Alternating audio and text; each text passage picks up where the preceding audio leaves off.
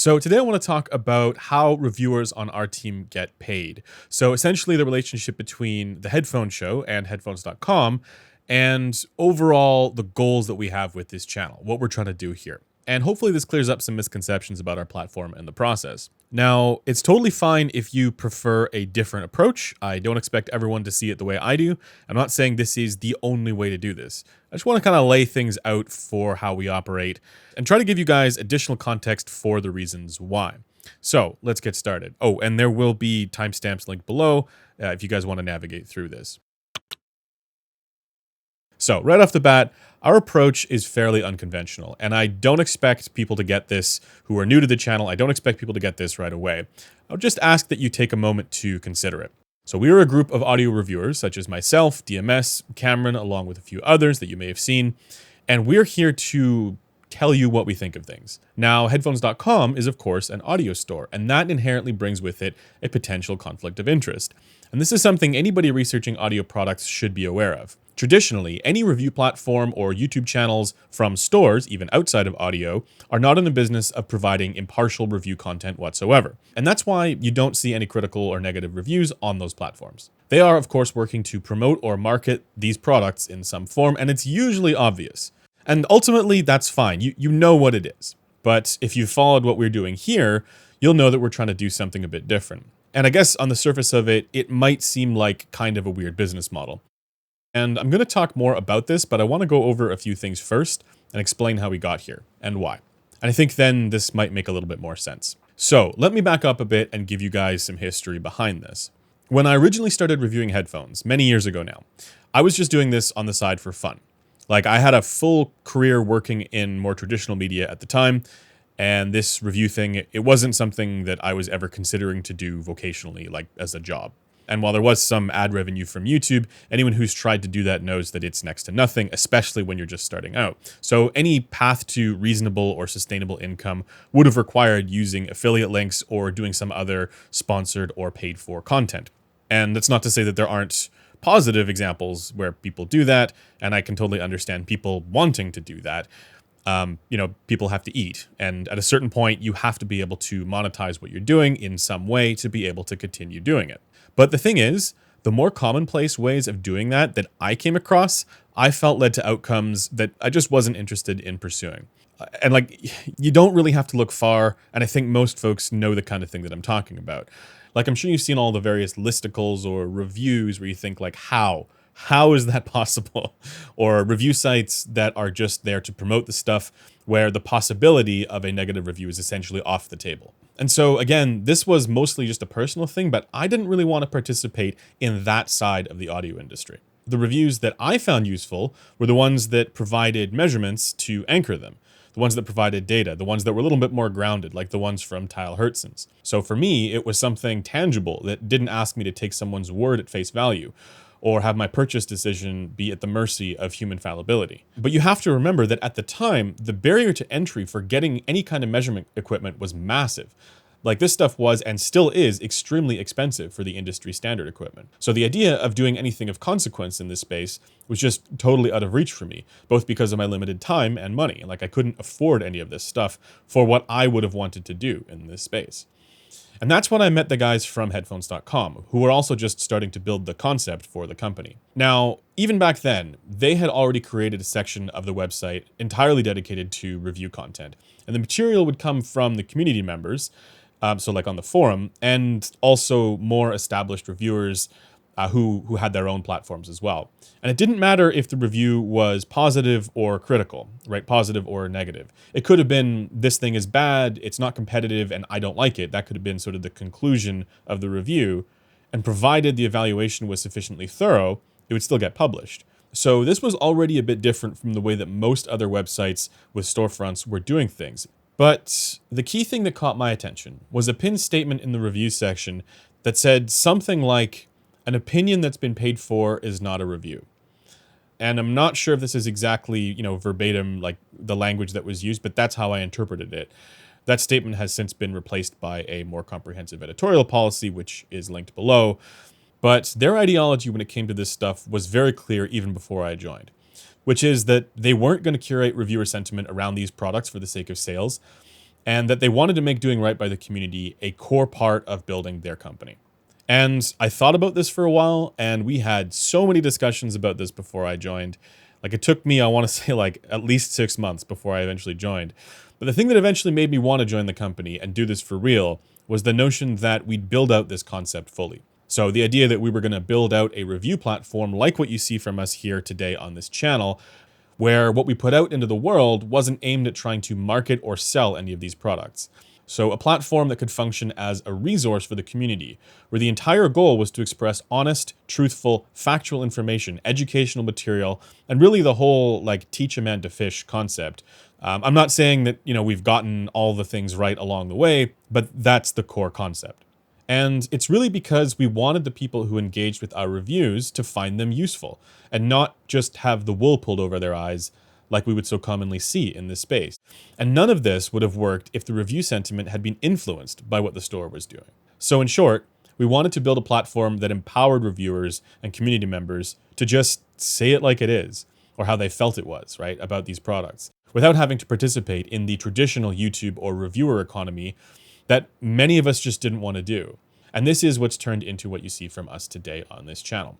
Now, when my bosses created headphones.com, they felt that the world didn't really need another audio store. And they've talked about this in a number of other places as well as to the rationale behind that. They wanted to do something different, and that's why they came up with the concept of year-long returns. They thought, what would be the sort of ideal headphone and audio utopia? What would be something that we would want? And this idea of, year-long returns where you don't feel like you're stuck with the product because you don't know whether or not it's good. They felt like that was like a key thing, and that's what turned into that concept. But it's also why they wanted to create this platform that gave reviewers the ability to put out critical or negative reviews and not gloss over the downsides of a product and not have to worry that their income would suffer as a consequence. There's a lot out there that's built to deceive people, to take their money and then tell them they did a good job. And I remember going to these places and feeling like, this is gross. The audio industry definitely doesn't need any more of that.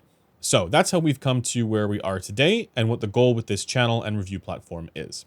And of course, we also focus heavily on measurements and audio research, and we want to continue building this place up to be that resource for the community. Okay, so now let's talk about the incentive structure that we deal with. And again, this is intended to give you guys transparency and be an open book on that. And I say this also because you should be scrutinizing what we're doing here. It's not just that, I would understand if people are skeptical. I genuinely think people should be. The main conscious bias that we deal with is that, our channel here is funded by headphones.com, which, as mentioned, is an audio store that carries some of the products that we cover. Once again, there are all kinds of other ways a person could earn money as a reviewer. I'm not saying this is the way that everyone should do it, or even that, this is how we will always do it, but this is just how we operate with our current model. And there are definitely pros and cons to doing it this way, which I will discuss in a little bit. But first, here's how it all functions. So reviewers on our team are paid a flat rate for the content that they put out, regardless of the sentiment of their reviews. And all of this applies to me as well. So the key thing that we've done here is that our income isn't tied to sales in any way. We don't get commissions from any sales, and we're generally actually unaware of anything to do with the store operations. The exception would be if a reviewer potentially has a collab in the market and they have some sort of arrangement there. At the moment, I believe the majority of us don't have any of these collabs in the market, but there are some, and there could always be others. In my opinion, that's an issue, and I think it's something we still need to figure out how to properly navigate if we are to do more of these. But this really is something for the community to judge and once again hold accountable. We are not permitted to take any money from audio brands to do paid for or sponsored content for them. So no, none of us have taken any money from Sennheiser or Odyssey or whoever to make a video, nor would we allow that. We do not individually get to keep the products that we review in most instances. There are some exceptions, like I think I still have Metal 571's Porta-Pro here somewhere, but that's not the norm. When manufacturers don't want review units back, they become property of headphones.com, and they get circulated around to other reviewers or get added to what we bring to trade shows like Can Jams and stuff like that for the community to try. Most of the review units come from headphones.com inventory, so they're sourced directly from the inventory, which means there's no opportunity for golden samples, and that is a thing to be concerned about. But we do sometimes get units from manufacturers, The main request from us there is that they be production units, so like representative of what people would buy. And if we get something that's not representative, we won't put out a review on that unit. And we'll also sometimes just buy the products for ourselves if it's something that we're interested in covering and we can't get any other way. Now, speaking of manufacturers, the reviewers don't typically engage with them, certainly not regarding the sentiment of a review. We might check to see if a strange result is representative, but usually that communication all goes through headphones.com. Like we might get CC'd on an email, but it's the folks from headphones.com operations that send that email. And sometimes strange results are just because the product is strange or bad. And then we say as much in the review. But we do sometimes speak to the manufacturers for other reasons.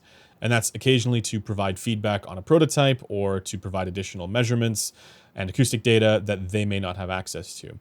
Usually manufacturers have some sort of measurement equipment, but they might not have a B&K 5128, for example. And so they might send it to us for 5128 data, and then they can continue working on it.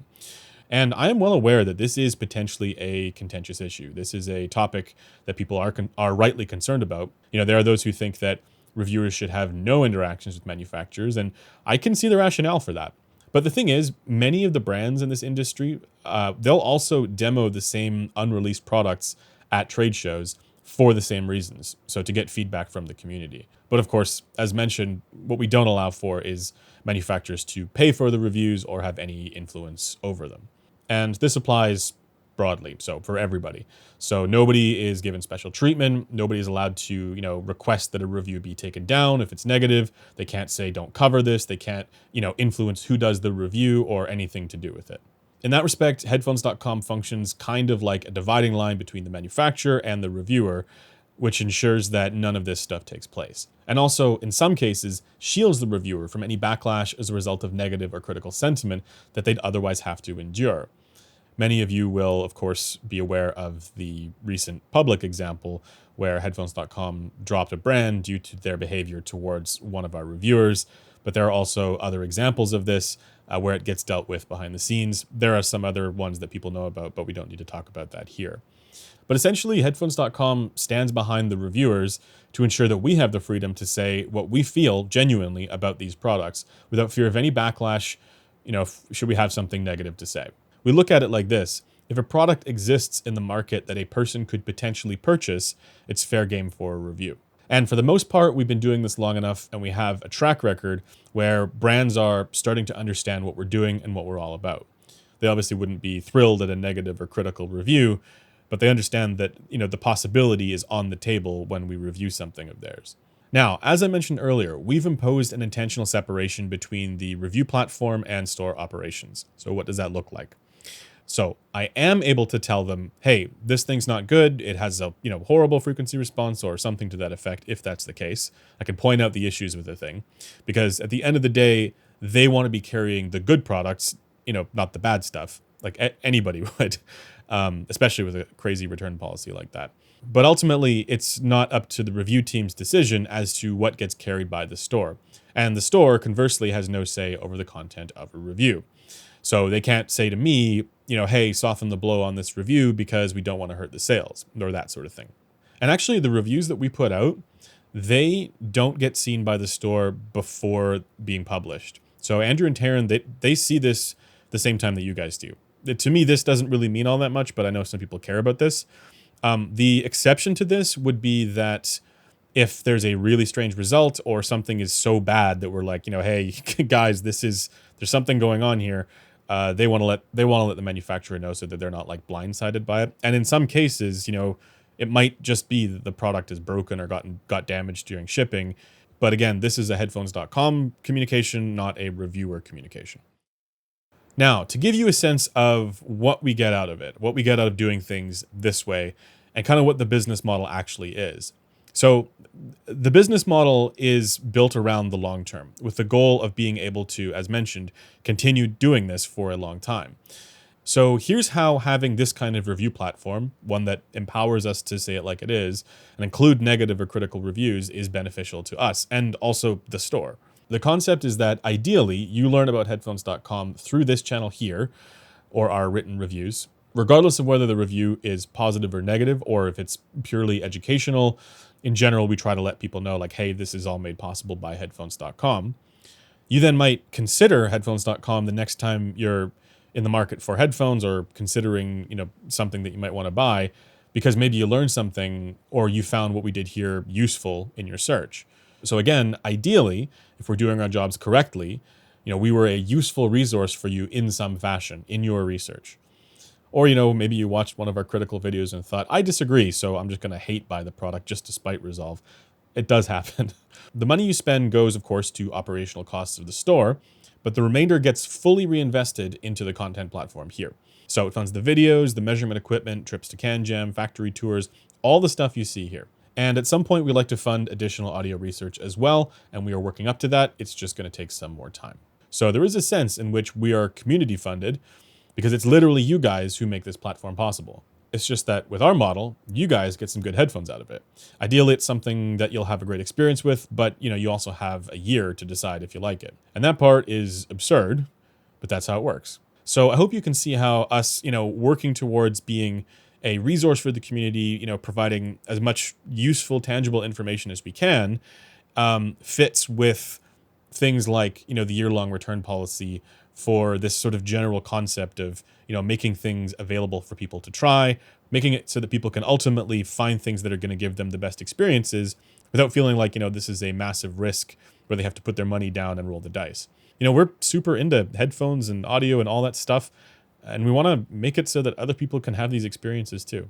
So that all sounds nice and warm and fuzzy, but here's the thing with all of this. Up until now, I've tried to just sort of explain how all this works for us and why we're doing it. But now I'm also going to tell you all of my thinky thoughts on all of this stuff. I might be wrong, and you can let me know if I'm wrong, but this is just what I think.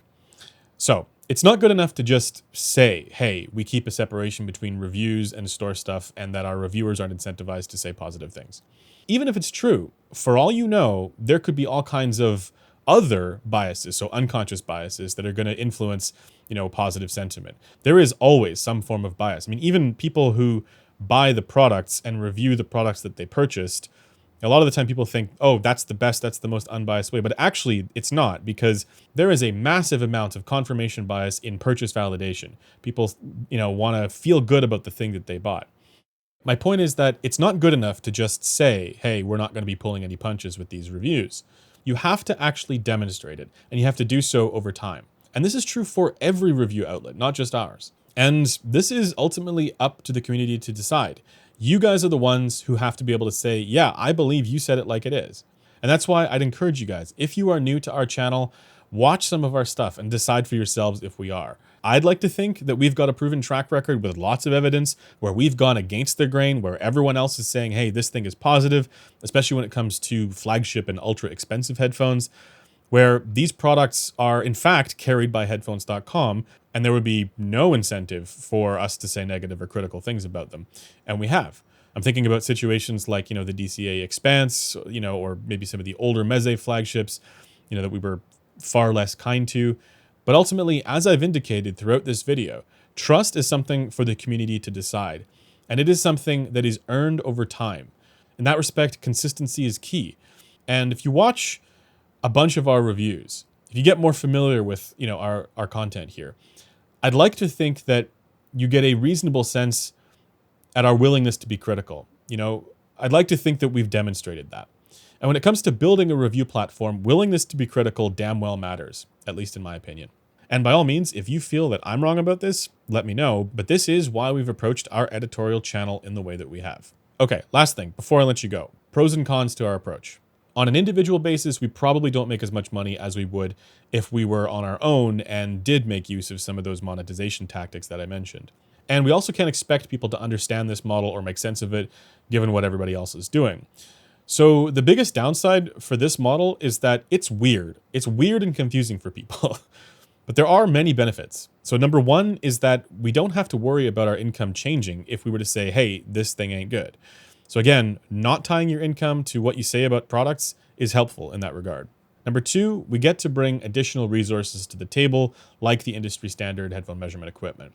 I mean, the B&K head alone costs over $35,000, but we've also got 2 official Gross couplers, and for some reason, 40 clone couplers. I think the purpose there was to see just how, close the tolerances were on those clone couplers. Interestingly, not as good as you'd hope.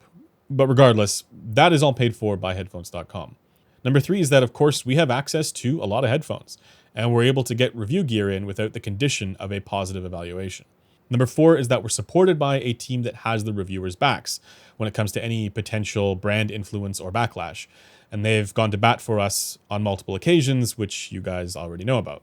We can also do videos and articles that have nothing to do with products, that are purely educational, and our income doesn't change.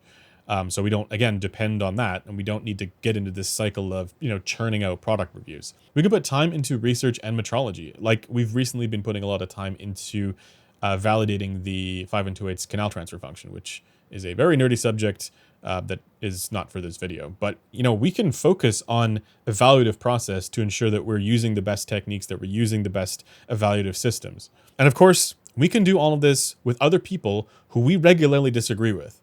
Like, we don't require anybody to have any particular perspective or stance on a given product. So there's bound to be disagreement. And if you saw any of my Discord conversations with DMS about products, 90% of us is just fighting about whether or not something is good. But that's also kind of the point. You should seek out multiple perspectives on things. People have different ears, different preferences, and having a team with differing opinions is also useful. Probably. I say probably because every reviewer thinks that they're right and that the others are wrong. So yeah, I'm just a filthy reviewer after all. So probably. Anyways, that is all for today's video. Let me know if you found any of this interesting or surprising. I'm always curious to know what folks think about this kind of stuff. Let me know down in the comments. And of course, if you have any suggestions or criticisms, definitely post those on Headphone. No, I'm joking. Post those in the comments here too. Anyways, that is it for me today, and I will see you guys in the next video. Bye for now.